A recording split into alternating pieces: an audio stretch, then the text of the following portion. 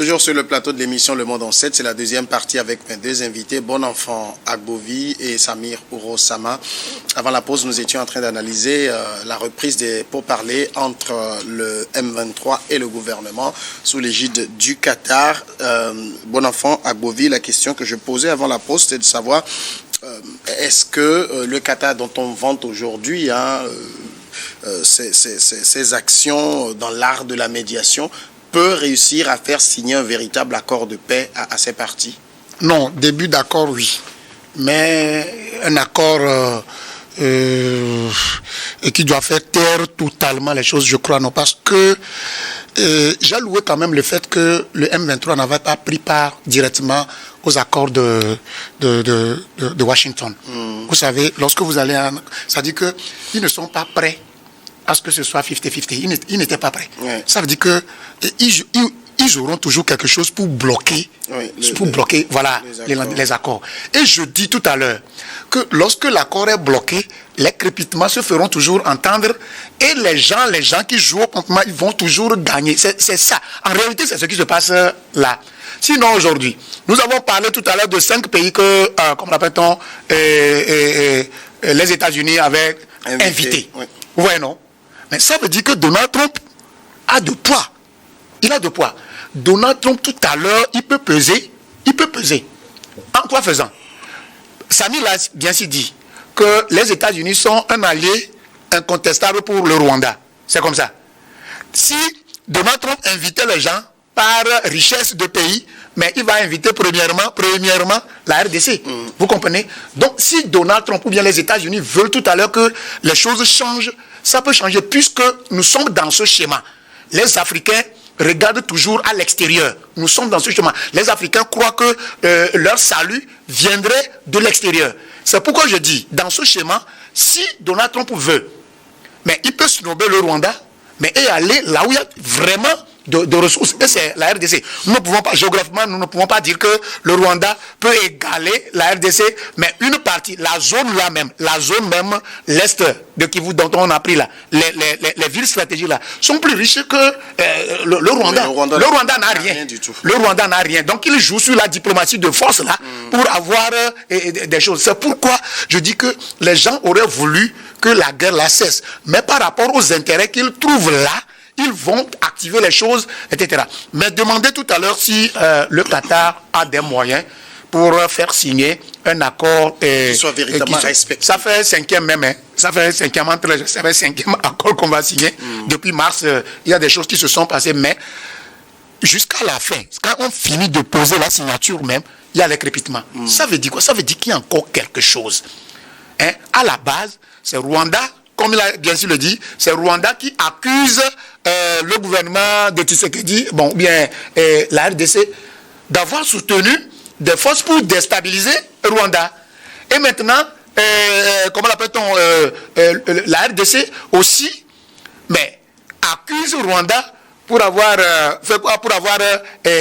comment l'appelle-t-on, fourni des armes au mouvement M23. Donc ça là, il faut trouver des solutions à ça d'abord. Ça, c'est la base. Il faut trouver des solutions d'abord. Parce que Kagame aussi a peur que par ses troupes, il serait déstabilisé. Maintenant, Tshisekedi, c'est pourquoi je parle de volonté politique. Doha, on peut tout faire à Doha. Mais s'il n'y a pas une volonté politique manifeste, d'abord des deux présidents, par rapport, puisque aujourd'hui, si on veut faire taire le M23, mais c'est le Rwanda qui peut le faire. Hein. C'est le Rwanda qui peut tout faire pour que le M23 soit désarmé. Mais si on passe par d'autres sentiers, vous allez à Doha, on reviendra encore. Je vais vous dire que c'est au lendemain de cet accord que vous allez encore écouter les crépitements des gens. Parce que si on ne va pas à fond, on prend des choses de manière basique, petit à petit, pour trouver des solutions. Nous allons faire 90 ans, nous serons, c'est-à-dire la RDC sera encore... Donc on tourne autour du pot, c'est pas normal. Est-ce que, autre question aussi, ceux qui se réunissent pour discuter, est-ce que ce sont les véritables acteurs de paix? Est-ce qu'ils sont ceux qui ont la voix? Bien évidemment, vous savez que la FCM 23 est représentée par ce qu'il qualifie entre guillemets de Premier ministre. C'est quelqu'un de très haut dans dans l'organigramme donc de l'organisation. Donc c'est une représentation de haut niveau. Donc il est habilité à parler au nom du M23. Donc c'est l'acteur idéal pour discuter des conditions de l'accord de paix véritablement. Et quand vous prenez du côté de la République démocratique du Congo, la délégation, c'est véritablement une délégation présidentielle. C'est les technocrates que la RDC envoie, parce que les questions d'accord, c'est des questions techniques. C'est d'abord des questions techniques avant d'être politique, parce qu'il faut voir qu'est-ce que le Rwanda va perdre, qu'est-ce que la République démocratique du Congo va perdre, qu'est-ce que la République démocratique du Congo va gagner véritablement. Et vous avez également l'Union africaine. Donc il y a une coordination qui est établi entre le Qatar et puis les initiatives africaines chapeautées par l'Union africaine. Et régulièrement, il y a des rencontres qui sont organisées pour faire le point. Et contrairement à ce que mon co-débatteur dit, mais le Qatar a une influence énorme dans la sous-région, là-bas. Donc, au niveau de la sous-région, au niveau de l'Afrique centrale. Vous avez vu, c'est le premier médiateur qui a réussi à mettre à la table les deux présidents. Ça prouve que le Qatar a une influence donc au niveau donc de cette partie donc de l'Afrique. Donc moi je suis optimiste parce que le grand enjeu c'est de faire en sorte que non seulement qu'il y ait le renforcement du cessez-le-feu, parce que en fait les hostilités qui sont toujours en cours au niveau de l'est de la République démocratique du Congo, en principe ce n'est pas l'armée congolaise qui affronte le M23, c'est des groupes rebelles pro-Kinshasa qui continuent par combattre, parce que quand vous prenez la zone, l'est de la République démocratique du Congo, c'est énormément de milices. Donc il y a des milices pro-gouvernementaux, et puis vous avez des groupes armés comme le M23 qui est d'une puissance incroyable, et d'autres milices qui combattent le gouvernement congolais. Donc c'est de faire en sorte que non seulement on renforce le cessez-le-feu, donc qu'on généralise le cessez-le-feu et qu'on encourage d'autres mesures allant vers la réconciliation, parce que l'objectif c'est de pouvoir trouver une paix durable et inclusive, mais également alléger la souffrance des populations. C'est le plus important. Et vous connaissez l'influence des États-Unis. Moi, j'ai suivi le monsieur Afrique de Donald Trump. Il est optimiste. Et il essaie de jouer donc le rôle de couloir. Et d'ailleurs, il a annoncé dans une interview que les deux parties étaient d'accord sur le texte de l'accord, qu'il fallait juste finaliser quelques points, notamment le respect des obligations de chaque partie véritablement. Donc, je pense que c'est le rente qui permettra véritablement d'aplanir les divergences, de se mettre d'accord sur les derniers points et d'aller vers un accord qui va maintenant permettre l'application de l'accord de Washington. Oui. Parce que dans l'accord de Washington, il est prévu, il faut le rappeler, c'est le point qui concerne le groupe armé M23, il est prévu non seulement la démobilisation, le désengagement, le désarmement, et puis l'intégration conditionnelle, donc des groupes armés non étatiques, donc tous ces milices qui sévissent donc dans la région. Donc dans le cadre du processus de réforme des forces armées de la République démocratique du Congo, il faut faire en sorte que ces personnes-là qui souhaitent intégrer l'armée puissent être prises en compte, et qu'un certain nombre d'obligations qui ont été prises par les partis s'assurent de son respect. Et d'ailleurs même vous avez le Qatar, vous avez les États-Unis d'Amérique, vous avez l'Union africaine, vous avez les organisations sous-régionales, vous avez l'Église protestante et l'Église catholique qui sont là pour faire le suivi, pour s'assurer du respect de ces engagements-là. Et les États-Unis sont garants donc de la sécurité de la République démocratique du Congo, et puis le Rwanda, garant du respect des engagements du groupe armé M23. C'est ça qui est beaucoup plus intéressant dans cette démarche qatarienne. D'accord. On passe au dernier sujet maintenant. Le Togo, on va parler de ces manifestations qui ont secoué le pays. Il y en a eu le 6 juin dernier, et puis les 26, 27 et 28 juin, des manifestations qui ont occasionné un certain nombre de décès, 7 selon des organisations de la société civile. Le gouvernement évoque certains morts par noyade. En tout cas, côté gouvernement, après une rencontre avec les diplomates accrédités au Togo le mercredi 9 juillet à Lomé, Le gouvernement a rencontré les représentants des médias nationaux et internationaux. L'objectif était donc de faire la lumière sur les incidents survenus dans certains quartiers de la capitale durant le mois de juin et dénoncer une tentative de déstabilisation planifiée du pays. Et donc, face à la presse, la délégation des ministres a haussé un peu le ton. Les manifestations, là je cite, les manifestations non déclarées, les actes de vandalisme, les appels au désordre ne peuvent en aucun cas être considérés comme des formes acceptables d'expression démocratique. C'est du terrorisme. Les mots sont quand même très forts. Ce sont les mots du colonel Odabalo Awate, ministre de l'administration territoriale, d'où on conclut que le gouvernement hausse le ton, véritablement. Oui, bien sûr, le gouvernement hausse le ton. Mais moi, je vais situer mon intervention en posant une question et à laquelle j'aimerais que tout le monde arrive à trouver des solutions. Et le peuple se soulève. Hein. Le peuple se soulève, c'est un soulèvement. Et je ne voudrais pas parler de d'où ça vient. Je parle d'un soulèvement. Mais lorsqu'il y a un soulèvement, mais il faut se poser la question, qu'est-ce que le peuple veut? Et pourquoi le peuple veut ça? Vous voyez, j'ai toujours l'idée de la phrase là qui a été prononcée par le président de la République. Je crois que c'était à Tapamé, en ce moment où les tensions étaient un peu... C'est 2010, hein, si je ne m'abuse, oui, justement, l'ouverture voilà, de la campagne. J'étais sur le stade quand il a prononcé la phrase. Qu'il est d'accord et il sait qu'une minorité s'accapare des biens de tout ce qui devrait être en réalité quelque chose que tout le monde doit toucher de doigt. Le Togolais n'arrive pas à enlever cette phrase-là de sa tête. Et tout ce que le Togolais fait, ça se dirige contre cette phrase-là. Et quand vous le dites, ils disent que le président de la République même a reconnu que, avant qu'il ne vienne, il avait reconnu, pendant qu'il est là, c'est ça, non? Son premier mandat, dans le courant du premier mandat. Je pense que si c'est cette phrase, c'était un discours à la nation en 2012. C'est 2012. Oui. Une minorité accapare les richesses pendant que l'écrasante majorité vit dans l'extrême pauvreté. Maintenant, nous allons, quand je prends cette phrase, nous allons laisser la majorité qui coupille sous le seuil de pauvreté pour que la minorité reconnue par le président continue toujours pas s'accaparer du peu de biens qui est resté pour la population. C'est de ça. Je ne suis pas contre le fait que, je sais bien que nous sommes dans un pays de roi. Lorsque vous voulez faire, et les manifestations sont régies par les textes dans notre pays. Oui. Ça, je suis d'accord. Je suis d'accord aussi qu'on peut avoir un sursaut national, on peut avoir, comment l'appelle qu'est-ce que je vais dire là? On peut avoir ce que les gens sont en train de faire là. Le sursaut national, tout le monde se lève. Je sais que ça arrive.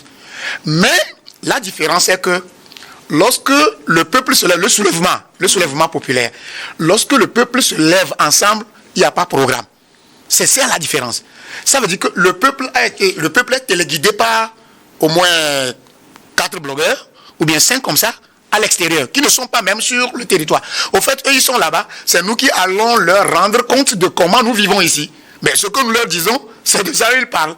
Donc, lorsque ce soulèvement comment l'appelle-t-on, est téléguidé par des gens qui ne sont pas dans le problème, mais qui donnent des programmes, ça veut dire que ce n'est plus un soulèvement populaire. Le soulèvement populaire, c'est spontané, c'est quelque chose de spontané. Ce n'est pas quelqu'un, quand tu es fatigué, toi si tu sors, l'autre te suit. Vous comprenez? Ici, il y a un programme. Et dans les programmes, nous avons entendu des choses pas possibles. Nous n'allons pas... Moi, je le dis partout où je suis. Je ne suis pas prêt. Eu égard à ma famille que j'ai, comment l'appelle-t-on, au Burkina, au Mali, comment l'appelle-t-on, au Niger, là où sévit, ou bien là où sévissent les terroristes, je ne peux pas souhaiter ça là à un Togolais. Moi, je ne suis pas prêt à transporter mes bagages, si ça dégénérait, avec ma famille pour une direction inconnue. On ne peut être bien que chez soi. Je me dis que quand il y a un problème, il faut qu'on s'asseye pour qu'on en discute. Mais les gens nous disent encore combien de fois on va s'asseoir pour le même problème. Donc, pour moi, il faut que les autorités se posent cette question. Pourquoi ce soulèvement? Je ne voudrais pas parler de la forme. Je parle du fond. Oui, justement. C'est quoi on a mis dans le fond du soulèvement populaire? Samir Ouro-Sama, est-ce que avec la sortie je pense qu'ils étaient 4 ministres, si je ne m'abuse, oui. Est-ce qu'avec leur sortie, vous avez eu une réponse à la question sur laquelle Bonenfant Agbovi a terminé? Est-ce qu'ils ont démontré pourquoi les gens se soulevaient-ils? Je voudrais dire 2 ou 3 petites choses. La première chose, c'est que toutes les violences, d'où elles viennent, sont proscrites et sont à condamner par la dernière vigueur. Il faut toujours condamner les violences, qu'elles viennent des manifestants, qu'elles viennent de ceux qui sont chargés de rétablir l'ordre public, qu'elles viennent de l'État. Il faut pouvoir être en mesure de dire toute violence qui porte atteinte à la dignité humaine, à l'intégrité physique des citoyens, il faut être en mesure de les condamner. Deuxième chose, tout changement qui est opéré par les actes de violence, de vandalisme, de désordre ne sont pas durables. Les exemples, il y en a plein à travers le monde, notamment dans la sous-région. La troisième chose, la démarche gouvernementale, c'est une démarche réfléchie, responsable. Vous avez vu au tout début des manifestations, vous avez d'abord une sortie du gouvernement pour pouvoir apporter des informations à titre de pédagogie. Ensuite, vous avez vu des communiqués qui ont été publiés par le gouvernement pour soutenir nos concitoyens sur le cadre réglementaire des manifestations. Des manifestations pacifiques publiques. Et par la suite, vous avez vu que le gouvernement a pris le temps, à côté de ceux qui ont choisi de se verser dans le sentiment, comment je peux le dire ainsi, qui se sont laissés emporter par leurs émotions en faisant des déclarations fantaisistes, en faisant des déclarations en fait qui ne sont fondées sur aucun élément scientifique. Contrairement, le gouvernement a pris le temps de rencontrer d'abord le corps diplomatique pour échanger avec le corps diplomatique et ensuite pouvoir rencontrer les médias qui sont les porte-voix donc du peuple pour situer l'opinion nationale et internationale sur les événements qui ont eu lieu les 6, les 26, les 27 et 28. D'abord, je voudrais saluer cette démarche responsable, réfléchie du gouvernement. Et ensuite, Monsieur Samuel, nous ne pouvons pas être dans un pays et nous nous sommes dotés d'un certain nombre de textes et de lois parce que nous avons choisi le mécanisme de la démocratie et de l'état de droit. Donc nous avons des lois et textes de la République. Et nous nous sommes dotés des lois et nous savons que pour un certain nombre de jouissances de nos droits, il faut se conformer aux lois et aux textes. Mais quel que soit ce que vous pouvez reprocher à un texte de loi, quel que soit ce que vous pouvez reprocher à un cadre juridique, vous ne pouvez pas être au-dessus de ce cadre-là. Vous ne pouvez pas être au-dessus de cette loi. C'est-à-dire que quand vous êtes dans un état, est-ce que vous pouvez permettre que je finisse mon argumentaire? Après, vous allez parler. Je pense qu'il faut, quand vous parliez, je me suis tu. Ayez la gentillesse et l'amabilité de me laisser aller pour mon argumentaire. Et donc, si nous sommes soucieux de ces vertus-là, nous pouvons ne pas être d'accord et continuer par travailler à ce que le cadre soit amélioré. Mais décider de fouler à pied en toute violation de ces textes-là et de ces lois-là et de se dire que vous avez un gouvernement qui ne respecte pas les lois, vous avez un gouvernement qui a modifié la Constitution sans consulter le peuple, alors que ça a été fait dans le cadre du respect donc des procédures qui ont été adoptées par le législateur togolais. Donc en fait, nous sommes en face des gens qui appellent à l'insurrection. Monsieur Samuel, je ne sais pas si vous êtes sur les réseaux sociaux. Vous avez suivi. Ça a été très récent. Vous avez suivi énormément de messages. Moi, je suis tombé sur ça. Oui. Les gens disent que ce ne sont pas des manifestations pacifiques. Donc, ils n'ont pas besoin de faire une déclaration préalable. Que c'est une insurrection. Et pour une insurrection, on ne respecte pas la loi. Moi, je fais partie des gens qui ont été traités de tous les noms. Parce que je ne veux pas que les gens, en violant la loi, en violant les textes de la République, puissent subir la rigueur de la loi et peut-être au-delà puissent subir des violences. Parce que quand ils seront morts, je vais encore me présenter sur votre plateau, dire condoléances aux familles pleureuses. Alors que moi, mon objectif, c'est de faire en sorte que ces personnes soient en vie et qu'on continue par dénoncer. Samir, question directe. Est-ce que pour vous, le gouvernement a touché au fond de ce qui amène les gens à réagir comme ça, rapidement? Est-ce que la démarche qui a été adoptée est une démarche réglementaire pour permettre au gouvernement de réagir? Est-ce que vous rendrez compte que... Non, je parle de la sortie du gouvernement. Oui, c'est de cette sortie que je parle. Est-ce qu'ils ont montré avoir compris ce que les gens veulent dans le discours des membres du gouvernement, vous vous êtes rendu compte qu'ils ont reconnu qu'il y a des problèmes. Vous les avez suivis, M. Samuel. Ils ont reconnu qu'il y a des problèmes. Mais est-ce que c'est la voie idéale, ce à quoi nous avons assisté ces derniers jours, pour régler nos problèmes? Bon enfant Agbovi, ce que dit Samir Ouro-Sama, ce n'est pas non plus faux. Quand on suit, c'est un peu comme si un certain nombre de personnes ont choisi des voies peu démocratiques pour revendiquer. Et ça, le gouvernement togolais ne l'entend pas.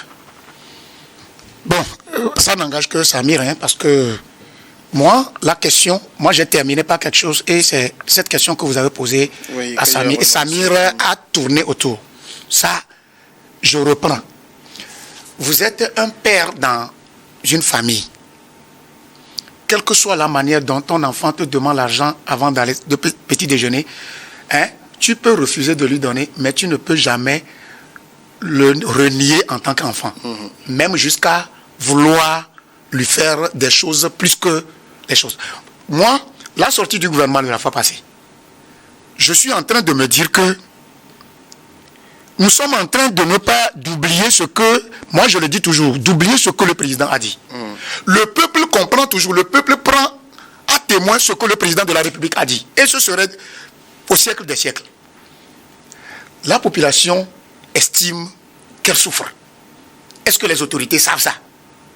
Dans leur déclaration, je vous dis que les autorités ne s'en prennent pas, selon moi, selon ce que moi j'ai compris. Les autorités ne s'en prennent pas à ce que la population dit, ou bien ce que la population pense avant de sortir. Ça dit que le gouvernement ou bien les autorités ne disent pas que c'est faux. Ça veut dire que le fond est là. Ça dit que la réalité est là. Ils disent qu'il y a la vie chère. Ouais, non. Ils disent que les choses, c'est difficile pour... même on ne va plus parler de la population lambda. Ça dit que tout le monde est dedans. Que tu sois à Lomé, que tu sois à Dapon lambda, ça dit que tout le monde est dedans. La population dit qu'il y a ceci, ceci, ceci. Est-ce que vous comprenez? Les autorités n'ont pas dit que ce que la population là veut, c'est faux, que c'est mauvais. On n'a pas dit ça. Mais je crois que c'est l'acte, c'est-à-dire c'est la manière, c'est pourquoi j'ai parlé de fond et de forme. Vous comprenez? Aujourd'hui, si ce que la population revendique est vrai, maintenant, il faut que les autorités montrent plutôt, c'est-à-dire l'envie de vouloir changer ce que cette population qui les a investis veut. C'est simple comme ça. Maintenant, vous voulez que quelqu'un s'asseye sur... vous m'excusez le terme, on s'assoit sur tes testicules et on demande de ne pas dire, de ne pas pousser des cris. Mais c'est ce que la population comprend, quoi. Est-ce que vous comprenez? C'est comme jusqu'à présent, c'est-à-dire la minorité dont le président de la République avait parlé, cette minorité-là reste toujours minoritaire et continue toujours par s'accaparer des biens. Alors que la chose doit être, c'est-à-dire que tout le monde peut toucher à quelque chose. Par exemple, moi qui suis ici, je parle, et ça n'engage que moi. Moi, comme ça, en tant que citoyen togolais. Ou bien Ouro Samir qui est là, en tant que Togolais. Laissez ma personne. Qu'est-ce que Ouro Samir gagne directement par rapport à ce qui appartient au Togo? C'est de ça il s'agit. Vous comprenez? C'est de ça il s'agit. En même temps, les moyens pour le revendiquer. C'est pourquoi je dis que les autorités n'ont pas dit que ce pourquoi les gens se révoltent n'est pas à sa place. Ça, je suis d'accord sur ça. Ça, c'est ça qui m'a plu de leur déclaration. Ils n'ont pas dit que... Pourquoi vous avez dit que la vie est chère? Pourquoi vous avez dit que l'électricité ne va pas? Que tout ne va pas très bien non plus. Oui. Dire que tout ne va pas très bien, ça veut dire qu'ils ont reconnu la raison qui a fait sortir les gens. Maintenant c'est la forme. C'est la forme justement qui est contre les lois, les tests du pays. Et pour ça, ces autorités ont raison de réagir. Ben, ils ont raison de réagir. Les autorités j'ai envie de dire, de la liberté pour tous les citoyens. Je dis que tous les citoyens ne sont pas au même pied d'égalité. Vous voyez, le gouvernement a le droit de garantir la sécurité de tout le monde. Mais celui qui a faim, mais tu garantis ma sécurité, j'ai faim. Je vais dire quand même que j'ai faim. Et nous avons c'est-à-dire que les gens ont des manières de dire qu'ils ont faim.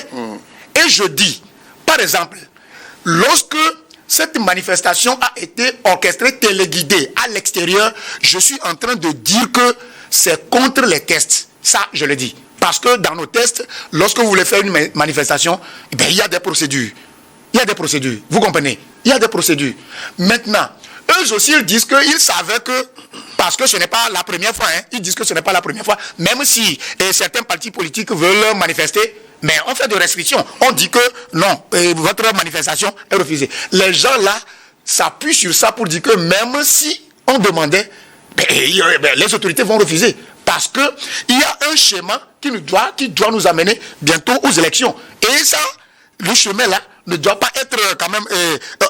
ça dit que ces manifestations ne devraient pas dérouter le programme que nous avons. Oui. Et c'est pourquoi le gouvernement est sorti pour dire que tout dérapage serait recadré. Moi, le mot terroriste, le mot terroriste qui est là... C'est du terrorisme.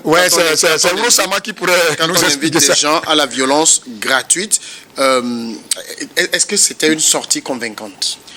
Monsieur Samuel, est-ce que vous serez d'accord avec moi pour reconnaître que si le gouvernement, dans cette sortie, snobait ce caractère de violence qui ont été observés, ce caractère de vandalisme, ce caractère d'intimidation des populations qui a été observé pour s'attaquer aux problèmes sociaux que nous traversons, est-ce que vous serez d'accord avec moi que le gouvernement donnerait un précédent pour d'éventuelles manifestations? C'est-à-dire que le gouvernement donnerait droit aux citoyens de croire que c'est par la violence, c'est par les actes de vandalisme, c'est par des actes d'intimidation que le gouvernement peut les entendre, les écouter. Un gouvernement responsable ne réagit pas comme ça. Un gouvernement responsable ne peut pas promouvoir la violence, ne peut pas promouvoir les actes de vandalisme. Donc, la première démarche, c'est de pouvoir condamner cela et de faire en sorte que ceux qui ont enfreint la loi puissent répondre de leurs actes.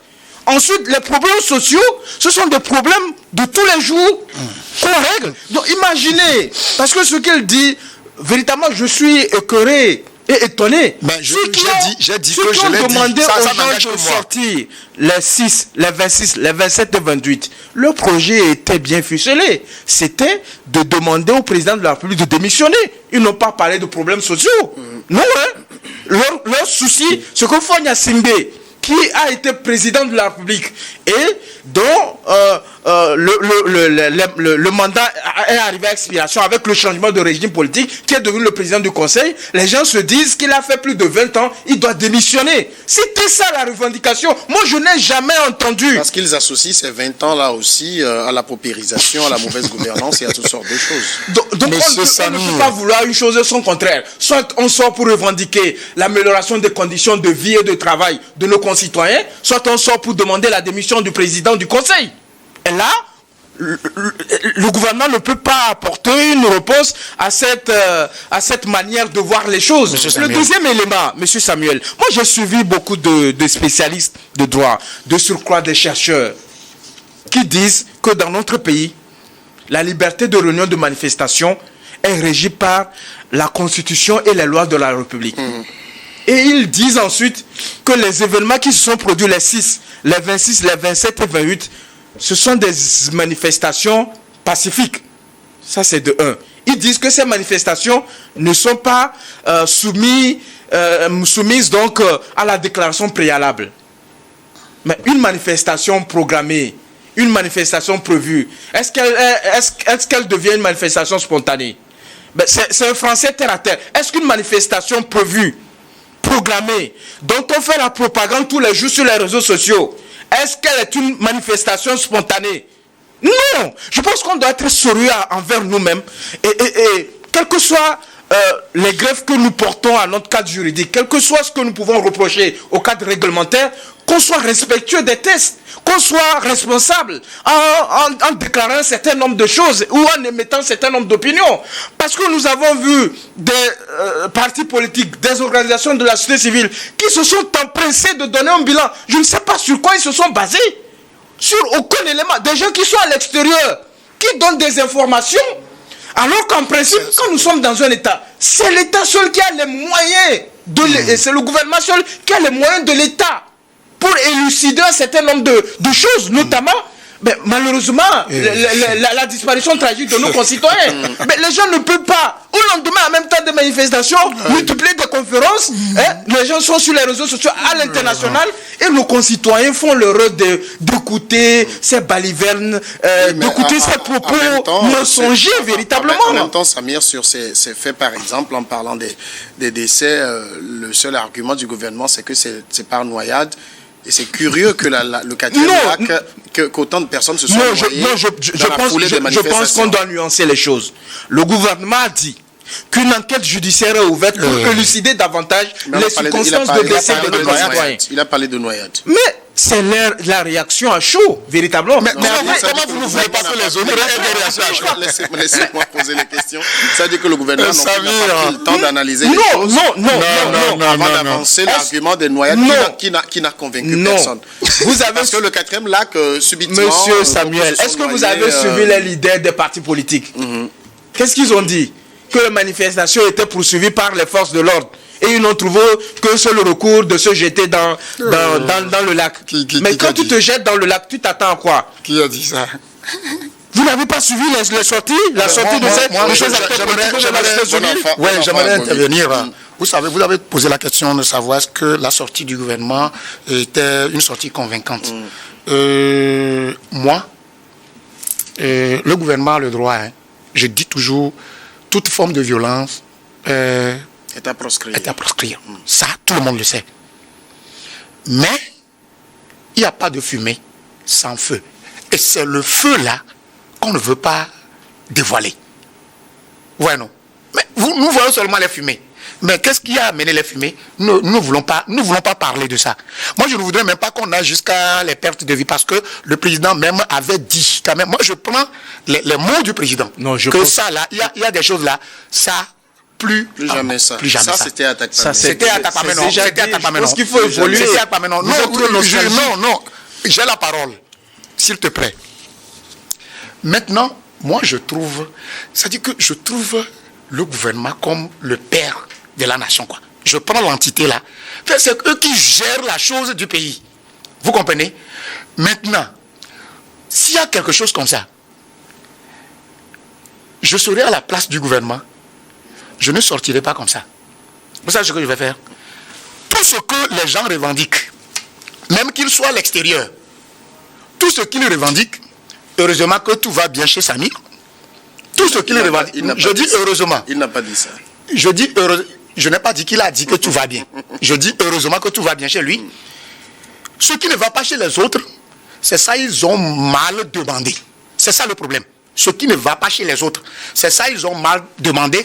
Et le gouvernement dit que ce que vous demandez, c'est légitime. Mais la manière de demander, c'est ça qui est le problème. Pour cela, je vais prendre tel, parce que ces blogueurs aussi ont encore projeté des manifestations sur les 16 et 17 jours des élections, comme l'appelle-t-on municipal. On va en parler tout à l'heure. Ouais. Ce que moi, j'aurais préféré, le gouvernement doit prendre son bâton de timonier. Qu'est-ce que vous voulez? Vous voyez, la vie chère là est due à quoi? Il y a certains éléments, le gouvernement doit prendre la responsabilité d'aller diminuer immédiatement les prix. Qu'est-ce que le Togolais veut? Le Togolais veut manger. Vous allez au marché tout à l'heure, ce que vous donnez, monsieur Samuel, ce que vous donniez habituellement à votre femme, je crois que les choses ont changé. Vous comprenez? Vous allez au marché, vous allez revenir avec rien dans votre panier, alors que c'est la même chose, vous donnez, le panier était plein. Mais ça veut dire qu'il y a un décalage à quelque part. Maintenant, le peuple crie qu'au marché, ça ne va pas. Le peuple crie que nous étions là, on a augmentation de prix de l'électricité. Le peuple crie qu'il y a ceci. Comment l'appelle-t-on, le prix de la flambée de prix il y a le gaz, etc. Mais la population, la plus grande population dont le président de la République avait parlé, n'arrive pas à joindre les deux bouts. Et je vous dis que lorsque vous trouvez vos enfants qui n'arrivent pas à manger, à manger, vous les trouvez. Et vous voyez qu'en réalité, étant Togolais, citoyen Togolais, vous devriez bénéficier de quelque chose, mais vous n'avez pas. Mais vous savez, je ne suis pas en train d'aller favorablement par rapport à la forme des manifestations. Oui. Mais moi, je m'en tiens à ce qui a amené. Et c'est ce que, en réalité, pour faire taire, pour apaiser les cœurs des Togolais, je crois que, par mon analyse, c'est la démarche que le gouvernement pourrait... Et vous allez voir que quand le Togolais peut joindre les deux bouts tout à l'heure, il oublie la souffrance d'hier. Oui, mais en même temps, bon enfant, on le sait, par exemple le 6, puis le 26, les 26, 27, 28, tout cela a commencé parce qu'il y a eu des appels lancés avec des gens depuis l'extérieur. Oui. Donc, c'est ce qui fait dire au gouvernement que ceux qui ont manifesté sont un peu manipulés par ailleurs. Est-ce que pour le Togolais aujourd'hui, par exemple, ceux qui ont manifesté peut-être légitimement, ils n'ont pas d'autres moyens de poser ces revendications? Vous allez voir que je dis toujours que moi je fais une analyse. Oui. Les partis politiques avaient revendiqué beaucoup de choses dans ce pays en faveur de la population, de la cherté de la vie, etc. Quand bien même le président de la République, Faure Dinanja, était aux affaires. Est-ce que vous comprenez? C'est allé où? Nous avons assisté à des élections où le projet de société de certains partis, bon, je vais le dire, partis au pouvoir, parce que c'est eux qui ont la manette, mais ils ont basé près de 85% de leur projet de société sur le social. Le Togolais estime qu'il n'a pas de satisfaction. Mais est-ce qu'on peut dire que rien n'a été fait? Non, ce n'est pas. Je dis le Togolais estime qu'il n'a pas satisfaction. Ne pas avoir satisfaction, c'est-à-dire on ne peut pas passer de maison en maison pour savoir que... Il n'y a pas un autre moyen de le dire. Pardon? Un autre moyen de le dire. Non, je suis en train de venir. Que ces violences, je suis en train de venir. Je suis en train de venir. Rapidement. Par rapport à mes analyses, c'est ce que moi je comprends. Et c'est ce que je suis en train de dire. Les partis politiques ont, par des déclarations, par des organisations de manifestations pacifiques, et entre-temps acceptées et d'autres fois refusées, ont parlé toujours de la cherté de la vie, notamment ce que les gens là sont en train de dire en ce moment. Et les gens ont vu et ont su que peut-être le gouvernement ne les entend pas. Maintenant, ces gens-là, auraient cru que, par ignorance, il aurait cru qu'en passant par cette voie, ça pourrait entendre. Voilà, on va les entendre. D'accord, Samir Ouro-Sama, maintenant, le gouvernement a haussé le ton. Ils ont même promis arrêter, à lancer des mandats d'arrêt contre les commanditaires de ces manifestations. Bref, le ton n'a pas été tellement à l'apaisement, parce que au-delà de tout ce qu'on peut dire, ceux qui lancent cet appel sont aussi togolais. Personne n'est plus togolais que l'autre. Est-ce que ce ton-là, j'ai envie de dire, fait peur aujourd'hui à ces gens? Moi, je voudrais peut-être qu'on réfléchisse ensemble sur un certain nombre de choses. La première des choses, est-ce que ces personnes-là, qui sont à l'extérieur, de là où ils envoient des messages à la violence, de barricader les voies, d'empêcher les gens d'ouvrir leur petit commerce, est-ce que dans leur pays d'accueil là-bas, est-ce que les citoyens de ces pays-là font ça? Moi, c'est la première question que je voudrais poser. Est-ce que les citoyens de ces pays-là font ça? Ils n'ont pas la même réalité. Non. Le deuxième élément, ces personnes-là, avant d'être là-bas, ils étaient ici. Oui. Ou bien, ils ont vécu au Togo. Est-ce qu'eux, ils ont eu le courage de faire ce qu'ils demandent à nos concitoyens de faire? Je pense qu'un artiste a écrit ça, il s'est fait ils n'ont pas eu le courage de faire ça. Et ils savent que c'est un État à l'extérieur. Donc, ils n'ont qu'à attendre. Quand les Togolais, là, quand tous les Togolais seront à l'extérieur, là, ce qu'ils demandent aux gens de faire ici, là, nous aussi, quand on sera à l'extérieur, on va demander à nos concitoyens qui sont restés, ou bien nous tous, on va revenir pour le faire. Parce que c'est facile de rester derrière son téléphone.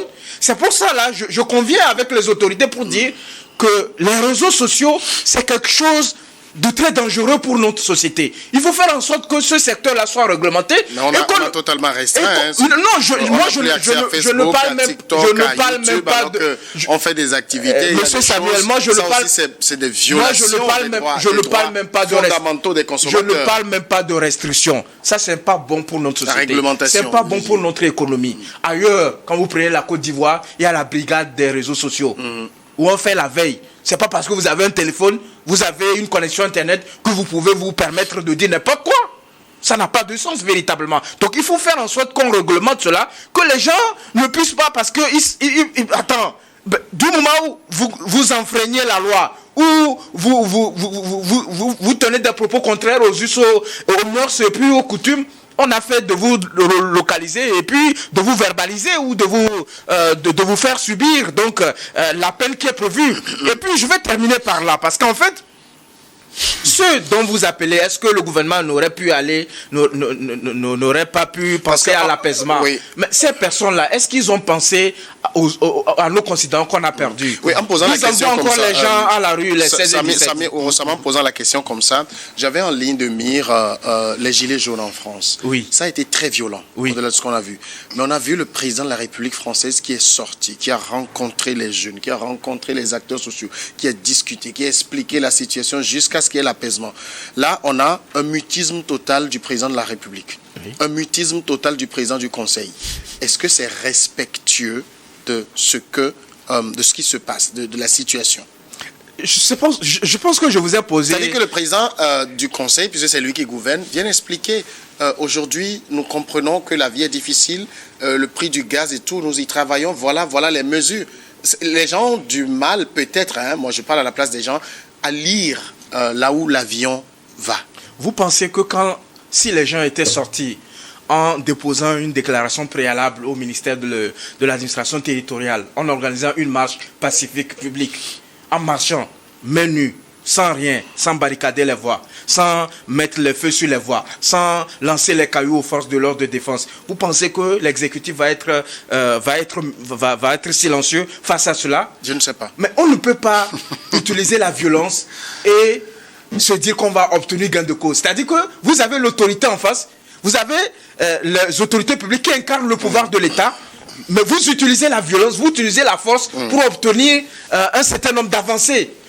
Quand vous avez un gouvernement qui donne favorable, ça montre une certaine faiblesse du gouvernement, ça montre une fragilité donc du pouvoir de l'État, et là, ça crée un précédent pour des éventuelles manifestations. Je voudrais peut-être terminer, si vous me permettez, sur ce dernier point. Rapidement. Vous parlez d'apaisement, parce que ça c'est important. Ceux qui demandent à nos concitoyens de sortir, est-ce qu'ils sont compatissants à la perte de vies que nous avons eues au cours de cette dernière manifestation? Est-ce qu'ils ont marqué une pause? Ils demandent les gens de sortir encore les 16-17. Si vous étiez au gouvernement, si vous étiez aux affaires, M. Samuel, quelle allait être votre attitude face à cette situation? Quand les gens sont dans le jusqu'au boutisme, quand les gens sont dans l'affrontement, mais vous devez prendre les responsabilités parce que vous avez un État à gérer. Et donc, vous devez prendre des initiatives pour que ces personnes-là répondent de leurs actes devant les juridictions. Puisque vous l'évoquez, les 16-17, on entend également de nouveaux appels à manifestation. Le gouvernement, lors de sa sortie, avait dit aucun trouble à l'ordre public ne sera toléré et que les élections auront lieu à date. Mais les gens craignent. Dans quelles conditions? C'est aussi ça. C'est ça la complexité de la chose. C'est pourquoi moi je dis, et ce n'est pas parce que tu es venu dans ma maison avec violence que je peux riposter avec violence. Des fois, légitime défense dont on parle, il est homme de droit. C'est-à-dire que ce que tu es venu pour m'agresser, il faut que ma force soit égale. C'est comme ça. Justement, aujourd'hui, il n'y a pas d'égalité de force. Lorsque les gens sortent pour aller, quel que soit ce qu'ils vont tenir, ce que les adversaires, c'est-à-dire que l'autre côté a, ceci non pas, ce n'est plus légitime défense. Vous comprenez? Maintenant, la population que M. Samir a l'amabilité d'appeler tout à l'heure pour le 17, pour le plébiscité, c'est la même population qui a faim et qui réclame mal comment on doit la gérer pour que sa fin soit étanchée. Mais le vote, c'est l'expression populaire aussi. Pardon? Le vote, c'est l'expression populaire. Vous croyez, ce qui se passe... Si tu crées un créneau de suggestion, nous allons le faire. Hein. Parce que les gens vont même jusqu'à dire que des 6, ce qui s'est passé le 6, les raisons ne sont pas les mêmes que pour les 26, 27, 28. Pour les 6, je crois que la raison fondamentale, c'était cette histoire de l'arrestation de Amron. Et c'était ça. Ils n'ont pas dit autre chose que ça. Mais après, ils ont projeté leur chose là sur autre chose, puisque Amron a été finalement libéré par cette insurrection populaire. Non. Je pense qu'il ne faut pas faire le parallèle. Laisse-moi parler. Je dis, les gens ont projeté, même quel que soit ce que les gens disent sur les réseaux sociaux, que le 6 juin, c'est l'anniversaire du président de la République, donc on doit faire la manifestation pour que ça touche son intérêt personnel et propre, pour qu'il puisse donner l'ordre pour libérer Amron. Tout ça là, c'est ce que nous avons entendu sur les réseaux sociaux. Ouais, non, c'est des sources officieuses. Vous comprenez? Mais il faut quand même dire que le 6, il y avait eu une manifestation populaire. Vous comprenez? Et le mobile de cette manifestation, c'est que libérer Amron. Oui, maintenant, revenons au 16 et 17. Oui. Comment vous voyez le climat? Vous entrevoyez, j'allais dire, le climat en ce moment. Mais c'est pourquoi je dis que lorsque quelqu'un vient avec force et tu le repousses avec force, lorsque vous irez là où quelqu'un qui va vous départager, là on va parler de légitime défense, on va faire quoi? On va juger les forces en présence. Vous comprenez? Aujourd'hui, quel que soit le cas, la forme de la revendication est anti-test. Vous comprenez? Mais il faut que ce qui amène les gens à cette débandade populaire, il faut que ceux qui ont la manette puissent faire ça plus tôt. Ici, ce n'est plus la répression qui a le problème, mais c'est faire ce pourquoi les gens sont là. 16-17, des appels à manifestation. Le gouvernement dit qu'il prendra toutes les mesures pour que les choses se déroulent dans de bonnes conditions. À quoi faut-il s'attendre? Ben écoutez Samuel, moi je suis candidat sur la liste du parti clé dans la commune à Gonivéon. Je peux vous assurer que la campagne se déroule bien depuis le 1er juillet. Nous privilégions les porte-à-porte. Et quand vous voyez la plupart des listes à ces élections-là, que ce soit les partis politiques ou des listes indépendantes, tout le monde est sur le terrain. Parce que les élections se gagnent sur le terrain. Les élections ne se gagnent pas en multipliant les conférences de presse, en demandant les reports, en demandant l'annulation et tout. C'est les électeurs qui décident. Le droit de vote est un droit républicain. C'est un droit consacré par la Constitution. Mais dans quel climat? C'est ma question. Et donc, mais... Monsieur Samuel, nous sommes dans un processus. Parce qu'il y a des gens qui craignent. Hein, nous sommes dans un processus électoral. Et ceux qui sont censés garantir la sécurité de nos concitoyens ont fait une sortie. On ne dit pas de panique. Que les élections se dérouleront dans de bonnes conditions. Et que toutes les dispositions sont déjà prises pour garantir le déroulement d'un bon scrutin. Mais nous allons nous inquiéter encore de quoi? Si l'autorité publique, qui est le garant donc de la sécurité des citoyens, sort pour nous rassurer que tout va se passer bien, nous allons nous inquiéter de quoi? Je pense que nous allons inviter nos concitoyens à garder leur sérénité, à ne pas céder à la panique, à l'intimidation et à faire le déplacement massif le 17 juillet 2025 et à faire exprimer leur voix pour que vive la démocratie togolaise. Samir Ouro Sama, merci à vous d'être passé dans cette émission. Bon enfant Agbovi, merci également.